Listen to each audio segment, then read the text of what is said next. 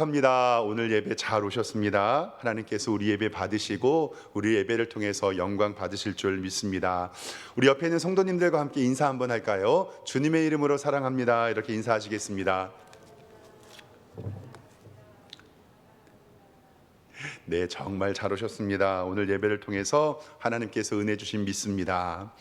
에스겔 47장의 성전 환상의 본질적인 의미는 세 가지의 의미가 있습니다. 지난주에 말씀을 함께 살펴보았는데요. 첫 번째는 포로 70년을 마치고 이스라엘 나라가 회복되는 하나님 나라의 건설을 이야기합니다. 실질적인 회복을 통해 느헤미야와 에스더를 통해서 이루어 주신 하나님의 은혜가 첫 번째의 의미입니다. 두 번째의 의미는 예수님께서 이 땅에 오셔서 스스로 제물이 되어 주시고 죽음으로 말미암아 생수의 강이요 생명의 강이 되셨습니다. 그리고 십자가의 보혈로 이루어진 하나님의 성전의 회복, 즉 초림 예수에 관한 설명입니다. 그리고 세 번째로는 예수님께서 다시 오셔서 재건할 새하늘과 새 땅에서 하나님의 풍성함을 누리는 성도들의 기쁨, 즉 성전의 회복을 이야기하는 예수님의 재림에 관한 말씀이 바로 에스겔 47장에 나오는 성전의 말씀입니다. 이것은 에스겔 성전의 본질적인 의미 세 가지를 우리는 지난 시간에 함께 말씀을 나누었는데요. 이제 우리가 살펴볼 것은 2022년도를 살아가는 우리가 에스겔 47장의 환상을 어떻게 적용하고 어떻게 살아야 하는지에 대한 적용입니다. 그리고 더 나은 미래 희망을 향한 적용이라고 제목을 한번 적어 보았습니다.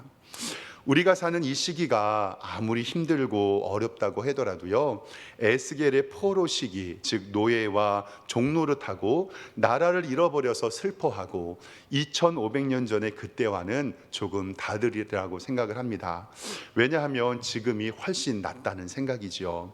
그러나 지금 나의 현재의 상황 그리고 주변의 환경을 바라보면 좋아질 것이 아무것도 없고 나아질 것도 아무것도 없어 보일 때가 있습니다.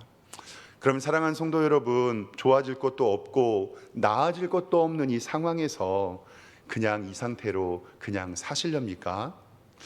하루하루 의미 없이 그냥 시간 흘러가는 대로 살다가 아무 꿈도 아무 비전도 아무 소망도 아무 희망도 없이 우리의 삶을 마감한다면 그것만큼 속상할 일이 어디 있을까요?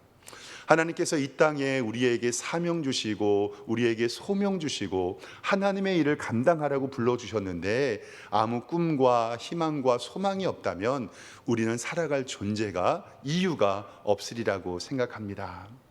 고사성어 중에서 우공이산이라는 고사성어가 있습니다. 꿈과 비전을 가지고 오랜 시간 걸려도 꾸준히 노력하면 이룰 수 있다라는 고사성어입니다. 옛날에 우공이라는 노인이 살고 있었습니다. 그런데 그 노인이 마을과 마을을 건너갈 때 두 개의 산이 가로막혀 있어서 가까운 이 거리를 맨날 산이 있으니까 이렇게 돌아가게 되었지요. 그래서 그 노인이 마을 사람들이 산과 산을 이렇게 돌아서 가는 것을 보고 나서 결정을 합니다. 어떤 비전과 꿈을 가지게 되냐면 그 산을 파서 옮기기로 결정을 합니다. 사람들은 그 노인에게, 우공이라는 사람에게 미친 짓이라고, 어떻게 당신 혼자서 그 산을 옮깁니까? 라고 이야기를 합니다. 그리고 어떻게 그 산을 옮겨서 편하게 살 수 있겠느냐고 이야기를 합니다. 그런데 이 우공이라는 사람은 이렇게 대답합니다. 나는 늙었지만 나에게는 자식과 손자가 있고 그들이 자손 대대를 이어나갈 것이다. 하지만 이 산은 불어나지 않을 것이니 언젠가는 산이 깎여 평평한 날이 오리라고 믿습니다 라고 이야기를 해서 이 우공이라는 노인이 그때부터 삽을 파고 시간이 지나서 결국 그 산이 허물어져서 마을에 있는 모든 사람이 그 평탄한 길을 다녔다라는 이야기가 바로 우공이산이라는 이 사자성어입니다. 그때 사람들은 이 노인에게, 우공에게 이렇게 이야기했을 거예요. 할아버지 미쳤죠? 그 나이 되셔서 길을 내신다고요? 저 산을 옮긴다고요? 꿈 깨세요. 그냥 평안히 살다가 그냥 돌아가시면 됩니다. 더 나은 미래를 바라보는 것 할아버지 할 일이 아닙니다 라고 이야기했을 수도 있습니다. 그런데 사랑하는 성도 여러분, 꼭 기억하시길 바랍니다. 더 나은 미래를 향하고 그 꿈을 가지고 그 일을 진행하는 사람은 결국 그 일을 이룰 수 있다라는 사실입니다. 즉 꿈꾸는 사람은, 희망하는 사람은, 소망하는 사람은 하나님께서 그 꿈을 이루게 해 주실 줄 믿습니다. 얼마 전에 초등학교 4학년인 제 딸이 제게 그냥 이렇게 물어봅니다. 아빠 왜 우리 교회는 부목사님 안 뽑아요? 이렇게 물어보는 거예요. 이제 제가 담임 목사니까 제가 아마도 부목사였던 시절보다 지금 딸이 봤을 때 조금 고생하는 것처럼 느꼈던 모양입니다. 그래서 제가 왜 그런 생각했는데 라고 물어보니까 제 딸이 이렇게 얘기를 해요. 아빠가 담임 목사 되고 나서 교회 일 혼자 다 하고 쉬는 날도 없고 맨날 교회에서 설교 준비만 하니까 힘들잖아요. 이렇게 딸의 입장에서 제게 이야기하는 거예요. 그래서 제가 그 말이 너무나 예쁘고 감사했습니다. 그리고 나서 딸에게 좀 현실을 알려주는 것도 필요하다고 생각해서 제가 이렇게 얘기했어요. 부목사님으로 모시면 너무 좋지. 근데 부목사님 오시면 사택도 해드려야 되고 교회가 어느 정도 사례도 해드려야 되는데 아직 우리 교회 규모에서는 조금 어려울 것 같아. 조금 힘들 것 같아 라고 제 딸아이에게 이야기했습니다. 근데 이제 제 딸아이가 하는 말이 뭐라고 얘기하냐면 에이 아빠 하나님이 다 주실 거예요. 빨리 모셔오세요. 이렇게 얘기하는 겁니다. 그때 제가 제 머리에 뭘 맞은 것처럼 충격이 있었어요. 목사 믿음이 더 좋습니까? 딸의 믿음이 더 좋습니까? 물론 아빠를 바라보는 딸의 마음 가운데서 아빠의 부목사였던 시절을 생각했던 것 같아요. 그래서 아빠 우리도 다른 교회처럼 부목사님 모시면 어때요? 근데 솔직히 현실적인 문제가 있잖아요. 근데 그 딸이 하는 말이 하나님이 다 주실 거예요. 빨리 모셔오세요 라는 그 말씀이 제 마음에 충격이 되었고 우리 교회 빨리 부흥해서 교회 학교와 전문적으로 우리 아이들을 가르칠 수 있는 사역자를 모시는 것이 제 꿈이기도 합니다. 하나님의 꿈이 에스겔의 환상이 될 수 있었고 그리고 에스겔의 환상이 나의 꿈이 될 수 있는 것은 우리의 삶에, 우리의 가정에, 우리의 직장에, 우리의 기업에 그리고 우리 하나님의 교회에 더 나은 미래의 비전이 있어야 할 줄 믿습니다. 우리의 성경 말씀으로서 하나님께서는 에스겔 37장에 뼈다귀가 일어나는 환상, 오늘 말씀 47절에 이 성전이 회복되는 환상을 우리에게 보여주셨는데 과연 우리는 이 말씀을 그냥 말씀으로만 받아들이는 것이 아니라 과연 하나님의 말씀으로 내 삶에 적용하고 있는가에 대한 질문을 오늘 해보기를 원합니다. 오늘 말씀을 통해서 더 나은 미래에 대한 세 가지의 적용점을 세 가지로 한번 살펴보도록 하겠습니다. 첫 번째 꼭 기억하실 것은 뭐냐면 생명의 근원 그리고 복의 근원은 하나님이시다라는 것을 꼭 기억하시길 바랍니다. 생명의 근원과 복의 근원은 하나님이시다. 하나님이 우리의 유일한 생명의 근원이 되어주시고 복의 근원이 되어주시고 은혜의 근원이 되어주십니다. 믿으시기를 주님의 이름으로 축원합니다. 비전을 이것 때문에 우리는 가질 수 있고 미래의 희망과 소망을 우리가 가질 수 있는 이유는 하나님이 나의 생명의 근원이 되어주신다라는 말씀입니다. 오늘 말씀에서 생명의 물이 축복의 샘물이 어디서부터 흘러나오는지 성경 말씀은 이렇게 기록합니다. 오늘 말씀 1절과 2절에 성전의 문 지방 밑에서 물이 나와 오른쪽으로 스며 나오더라. 사랑하는 성도 여러분, 생명의 물이 축복의 물이 나오는 것은 성전 문 지방 밑에서 물이 나와 성전의 동문으로 흘러나오는 것을 바라보게 됩니다. 요즘에 우리 학생들은 아파트에 문 지방이 없는 집이 굉장히 많잖아요. 그래서 아이들에게 설교하려면 문 지방과 문 설주가 무엇인지를 설명해 줘야 되는데 이 문 지방, 문 아래에 있는 턱에서 이 성전의 문 지방 밑에서 하나님의 생수가 흘러나왔다라고 이야기합니다. 하나님의 계시는 성전에서 물줄기가 시작되었습니다. 그 물이 발목으로 차고 무릎으로 차고 허리에 차고 그 다음에는 헤엄칠 만한 물이 되었다라고 성경은 이야기합니다. 그리고 그 물이 흘러나와 어떤 기적이 일어나냐면 7절 말씀 보겠습니다. 광야가 살아나서 푸른 나무를 이루고요. 8절에 보면 죽었던 바다 아라바, 지금으로 이야기하면 사해가 되살아납니다. 그리고 9절 말씀에는요, 바다가 되살아나서 고기가 심이 많아지고 강에 이르는 모든 것들이 되살아나는 기적을 바라보게 됩니다. 10절 말씀에는요, 죽었던 도시가 되살아나서 금을 치는 어부가 돌아오게 됩니다.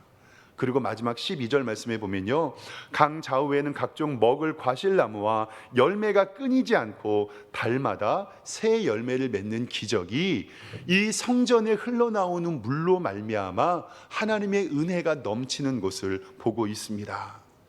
사랑하는 성도 여러분, 이 풍성한 열매의 근원이 어디입니까? 바로 생명의 물입니다.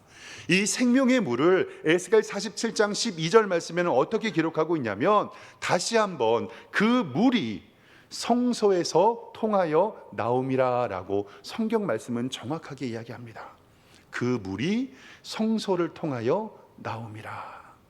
이것이 바로 하나님께서 우리에게 주시는 축복의 근원임을 성경은 이야기합니다.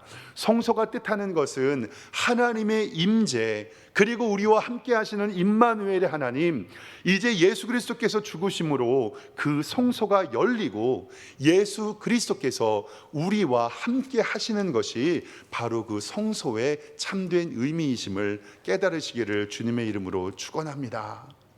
모든 생명의 근원과 모든 축복의 근원, 그리고 모든 좋은 것의 근원, 모든 것에 하나님 되시는 하나님이 우리에게 생명의 근원의 복을 주실 줄 믿습니다. 이 말씀은 우리 성도님들이 찾아보시고 함께 좀 외웠으면 좋겠는데요, 야고보서 1장 17절에 이렇게 기록되어 있습니다.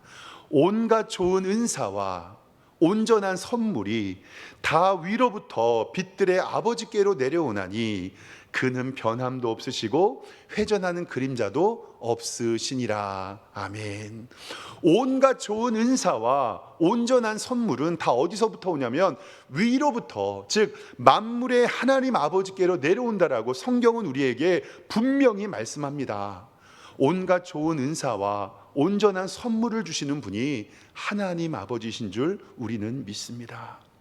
신앙생활하는 우리들이, 하나님을 믿는 우리들이 이것이 믿어지지 않으면 우리는 절망 가운데 살아갈 수 없습니다. 살아갈 수밖에 없습니다. 소망이 없습니다. 나의 필요한 모든 것의 출처가 하나님이시라고 성경은 기록하고 모든 생명의 근원은 하나님이라고 이야기하고 있기 때문입니다. 그러기에 우리는 꿈꿀 수 있고, 그러기에 소망할 수 있고, 희망을 보면서 미래 비전을 우리는 이야기할 수 있기 때문입니다. 우리가 식사 때마다 하나님 앞에 감사하며 기도하는 것은 이 모든 것이 하나님께서 주신 선물이라는 것을 우리의 믿음으로 고백하고 있기 때문에 그렇습니다. 이 말씀도 좀 적어 놓으시기 바랍니다. 시편 103편 3절과 5절입니다. 시편 103편 3절 말씀에 그가 내 모든 죄악을 사하시고 내 모든 병을 고쳐주시고 좋은 곳으로 내 소원을 만족하게 하사 내 청춘을 독수리같이 새롭게 하시는도다. 아멘. 시편 3편 3절 말씀에 하나님께서는 우리의 모든 죄악을 사하여 주시고 우리의 모든 병을 고쳐주시고 5절 말씀에 좋은 곳으로 내 소원을 만족해 하여 주시는 분이 우리의 하나님이신 줄 우리를 알게 하여 주실 줄 믿습니다. 사랑하는 성도 여러분, 하나님께서 여러분들의 죄악을 고치시고 여러분의 모든 병을 고치시고 좋은 곳으로 우리의 소원에 만족해 하여 주시는 분을 믿으시기를 주님의 이름으로 축원합니다. 이것이 믿어지지 않고 이것에 실패하면요, 우리의 신앙생활은 엉망이 되게 됩니다. 첫 단추를 잘 끼워야 하는데 질문은 이겁니다. 우리의 생명의 근원은 어디인가? 나의 복의 근원은 어디고 내게 복 주시는 분은 누구인가에 대한 질문이 하나님이심을 믿으시기를 주님의 이름으로 축원합니다. 다시 한번 질문 드리면 여러분들의 생명의 근원, 복의 근원이 누구신가의 질문은 하나님이십니다. 이것이 바로 세워져야 우리는 미래의 희망을, 그리고 소망을, 우리는 꿈을 줄 수 있다는 것을 꼭 기억하시길 바랍니다. 이제 우리는 압니다. 생명의 근원과 복의 근원이 하나님 되시고, 이제 우리가 미래의 희망을 꿈꾸고 하나님께 복을 받으려면 생명의 근원 되신 예수님께, 복의 근원 되신 하나님 앞에 딱 붙어 있어야 하나님 중심의 신앙생활을 해야 한다는 것입니다. 즉, 내 생각의 중심과 내 삶의 중심과 내 삶의 목적이, 그리고 내가 살아가는 이유가 하나님이셔야 한다는 사실을 우리는 믿음으로 고백해야 할 줄 믿습니다. 요한복음 15장 4절 말씀에 내 안에 거하라 나도 너희 안에 거하리라. 가지가 포도나무에 붙어 있지 아니하면 스스로 열매 맺을 수 없음같이 그가 내 안에 내가 그 안에 거하면 사람이 열매를 많이 맺나니 나를 떠나고서는 너희가 아무것도 할 수 없음이라. 아멘. 생명의 근원 되시고 복의 근원 되신 예수님에게 붙어 있어야 우리가 열매 맺을 수 있다는 사실을 오늘 말씀은 분명히 이야기하고 있습니다. 사랑하는 성도 여러분, 그러면 여러분들은 지금 예수님에게 붙어 있습니까? 내 삶에 열매가 없다면 한번 생각해 보셔야 됩니다. 나는 지금 예수님에게 붙어 있는가? 우리의 영적인, 우리의 육적인, 하나님께서 우리에게 주신 풍성한 열매가 우리에게 있어야 하는데 우리는 지금 예수님에게 붙어 있는가? 생명의 근원 되시고 복의 근원 되신 하나님의 자녀답게 지금 예수님에게 붙어 있는가가 우리의 질문이 되어야 할 줄 믿습니다. 그래서 고린도전서 10장 31절 말씀에는 그런즉 너희가 먹든지 마시든지 무엇을 하든지 다 하나님의 영광을 위하여 하라라고 우리에게 말씀하고 있습니다. 이것이 바로 생명의 근원 되신 하나님께 복을 받는 비결입니다. 결국 이 말씀은 예수님께서 성전이 되신 것 같이 우리들도 거룩한 성전이 되라는 하나님의 말씀입니다. 고린도전서 3장 16절의 말씀에 너희가 하나님의 성전인 것과 너희의 하나님이 너희의 성전, 하나님의 성령이 너희 안에 계시는 것을 알지 못하느냐. 에스겔 환상을 통해서, 성전을 통해서 우리에게 말씀하시는 것은 성전에서 흘러나오는 물이 우리에게 미치고 결국 우리가 거룩한 하나님의 성전이 된다는 것을 말씀 가운데 기록하고 있다라는 사실입니다. 사랑하는 성도 여러분, 생명의 근원과 축복의 근원이 하나님이심을 꼭 기억하시기를 주님의 이름으로 축원합니다. 두 번째로 꼭 기억할 것은 하나님의 은혜는 오늘도 충만하다라는 사실입니다. 성전에서 흐르는 물이요, 처음에는 발목까지 차오릅니다. 원어 성경에는 발바닥을 적실 정도라고 이야기하는데 우리 개역 성경에는 발목까지 오른다라고 기록되어 있습니다. 그리고 무릎으로, 허리로, 나중에는 헤엄칠 만한 성전의 물이 흘러주십니다. 이것은요, 하나님의 은혜 부어주심에 대한 발전입니다.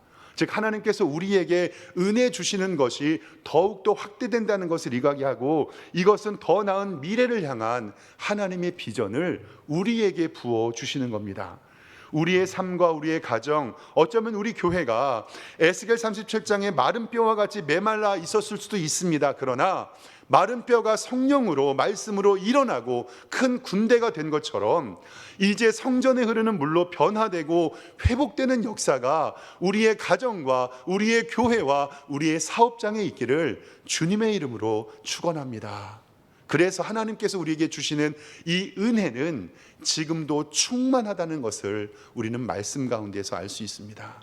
이 충만이라고 하는 것은 가득 채워주신다는 의미인데요, 요한복음 2장에 보면 예수님께서 가나의 혼인잔치를 방문하십니다. 그때 포도주가 모자라서 예수님 어머니 마리아가 하인들에게 이렇게 명령하지요. 너희에게 예수님께서 무슨 말씀을 하든지 그대로 해라.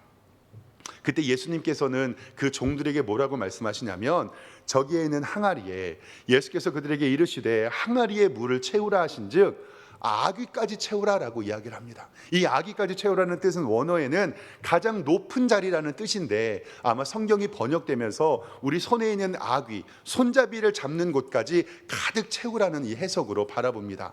물이 변하여 포도주가 되었습니다. 양적인 변화와 질적인 변화가 우리에게 일어났는데 이것을 예수님께서는 요한복음의 첫 표적이라고 말씀하시면서 요한복음 2장 11절 말씀에 예수께서 첫 표적을 갈릴리에게 행하시니 그의 영광을 나타내시며 제자들이 그를 믿었다라고 성경은 이야기합니다. 그의 영광이 어디에 말씀으로 나와 있냐면 요한복음 1장 14절에 기록되어 있습니다. 말씀이 육신이 되어 우리 가운데 거하심에 우리가 그의 영광을 보니 아버지의 독생자의 영광이요. 그 다음에 말씀이 뭐냐면요, 은혜와 진리가 충만하더라. 아멘. 그리고 나서 요한복음 1장 16절 말씀에 다시 한번 뭐라고 기억하냐면 우리가 다 그의 충만한 데서 받으니 그 위에 유명할 말씀 은혜 위에 은혜더라라고 우리에게 말씀합니다. 사랑하는 성도 여러분, 하나님께서 우리에게 은혜를 부어주시는데 은혜와 진리가 충만하고 그 은혜 위에 은혜를 부어주실 줄 믿습니다. 성전에서 생명의 물이 흐르는 것은 우리의 믿음의 성장의 발전이라고 말씀드렸습니다. 이렇게 조금 풍의적인 해석을 한번 좀 해보도록 하겠습니다. 처음에 예수님을 믿게 되면은요, 우리에게 발바닥 젖을 만한, 발목 정도 이를 만한 우리의 물이 흘러나옵니다. 그리고 우리의 상한 심령, 아픈 마음, 괴로운 상황들, 마른 뼈가 살아날 수 있는 믿음이 생깁니다. 그리고 그 발목에 우리의 물이 흘러나옵니다.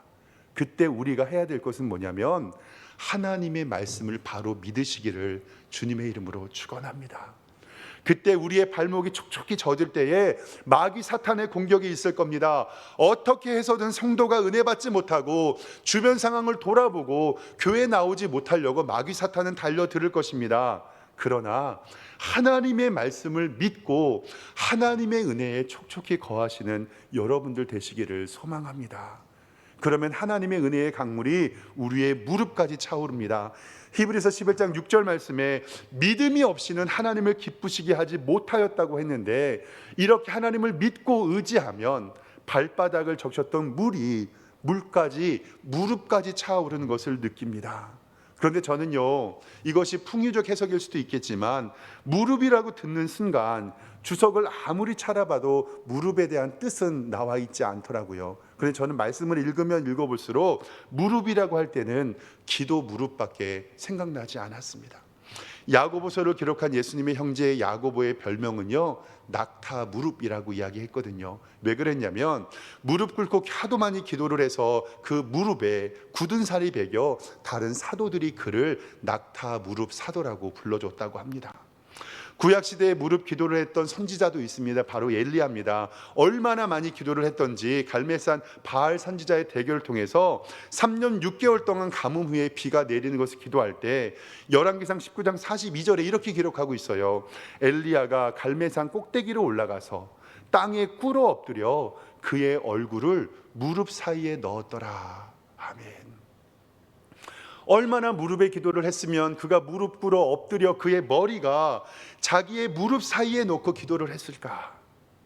바로 우리의 무릎에 기도가 있을 때 우리는 하나님의 은혜의 강가로 나아갈 수 있을 줄 믿습니다. 이제는 기도할 때 하나님의 은혜의 강물이 우리의 허리까지 차오릅니다. 이 허리는요, 우리 힘을 쓰는 주춧돌이잖아요. 저는 이것을 하나님의 교회의 봉사와 사역이라고 생각합니다. 왜냐하면 우리 성도들이 하나님의 부르신 봉사와 사역의 장소에 있을 때, 하나님의 교회의 일꾼으로 있을 때 하나님의 교회가 든든히 서는 것을 우리는 믿습니다. 그리고 하나님의 은혜가 허리에 차서 이제는 우리 몸의 모든 것이 잠겨 헤엄칠 만한 위치에 이릅니다. 이것은 우리의 몸을 하나님의 은혜의 바다에 던져 버리시면 됩니다. 그럴 때 하나님께서 우리에게 발목에서 무릎으로 허리까지 그리고 온 몸이 잠길 수 있는 하나님의 은혜를 우리에게 부여주실 줄 믿습니다. 마지막 세 번째로는요, 꼭 기억하시길 바랍니다. 하나님의 능력만이 나를 살릴 수 있다라는 사실입니다. 전지전능한 하나님을 나는 믿습니다. 이것이 바로 하나님의 능력입니다. 하나님의 능력을 신뢰하고 하나님의 힘을 의지하는 자는 하나님의 능력과 힘을 받습니다.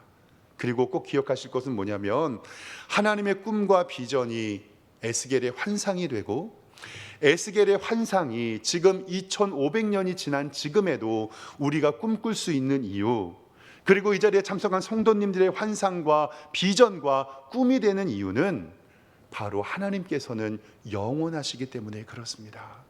어제와 오늘과 내일이 동일하신 하나님께서 우리가 구약 성경에 기도할 때 아브라함의 하나님, 이삭의 하나님, 야곱의 하나님이라고 기도할 수 있는 것은 아브라함과 함께 하셨고 이삭과 함께 하셨고 야곱과 함께 하셨던 하나님이 지금 나와 함께 하심을 믿는 것처럼 2500년 전에 에스겔에게 마른 뼈의 환상과 성전의 환상을 주신 이 하나님의 환상이 우리의 환상이 되고 우리의 가정과 우리의 직장과 우리의 자녀들을 회복하여 주실 줄 믿습니다. 지금 우리의 상황이 현실이 아무리 암울하고 힘들고 괴로워도 영원하신 하나님께서, 신실하신 하나님께서 우리의 약속을 이어주실 줄 믿습니다. 우리의 하나님은 거지가 아니십니다. 가난뱅이도 아니시고요, 돈이 없으신 분도 아니시고 능력이 없으신 분도 아니십니다. 온 천하 만물의 주인이시고 창조주이시며 역사의 주인이신 줄 우리는 믿습니다. 그리고 온 땅 만물이 모두 다 하나님의 주권 아래 있음을 우리는 믿습니다. 우리에게 없어서 못 주시는 분이 아니라 우리가 꿈꾸지 않고 희망하지 않고 소망하지 않고 기도하지 않아서 받지 못하는 것뿐이지 하나님의 능력이 모자라서 우리에게 못 주시는 분은 아니라는 것을 기억하시기를 바랍니다. 지난주 설교 때 제가 분식집에서 라면과 김밥 하나씩 시켜 먹어서 나눠 먹는 커플 이야기 해드렸던 거 기억나실 겁니다. 만약에 그 젊은 커플이 미래의 소망과 희망도 없이 맨날 평생 라면과 김밥만 시켜서 먹는다고 했다면 그들에게는 소망이 없을 겁니다. 그런데 이 세상을 살아가는 사람들도요, 미래 소망과 희망을 꿈꾸면 살아갈 수 있는 용기가 생깁니다. 지금은 돈도 없고 직장도 없고 상황도 좋지 않고, 그런데 취직하면 돈 벌고 결혼하고 이렇게 육체적 삶을 살아가는 사람들도 행복한 미래를 상상하고 꿈을 꿉니다. 사랑하는 성도 여러분, 온 천하 만물의 주인이시오 주관자이신 하나님을 믿는 성도가 하나님이 주신 미래의 희망을 가지고 소망을 품고 미래의 비전을 가지는 것은 당연합니다. 언제까지 원망만 하고 불평만 하고 남 탓하기를 하시겠습니까? 이러한 삶을 버리시고 소망의 하나님을 바라시고 은혜의 자리로 나오시기를 주님의 이름으로 축원합니다. 지금도 믿음의 자리로, 기도의 자리로, 봉사의 자리로, 하나님의 축복의 자리로 나아올 때 하나님께서 우리에게 하나님의 미래의 비전을 우리에게 주실 줄 믿습니다. 오늘 꿈꾸는 우리의 가정과 우리의 자녀와 우리의 삶과 우리의 기업에 하나님의 꿈꾸는 우리의 소망이 있을 줄 압니다. 하나님께서 그 소망을 이루시고 능력 되시는 하나님께서 하나님의 꿈이 나의 비전이 되고 에스겔의 꿈이 나의 소망이 될 때 하나님께서는 우리에게 주시는 은혜 주신 줄 믿습니다. 꼭 기억하십시오. 첫 번째, 생명의 근원, 복의 근원은 하나님이십니다.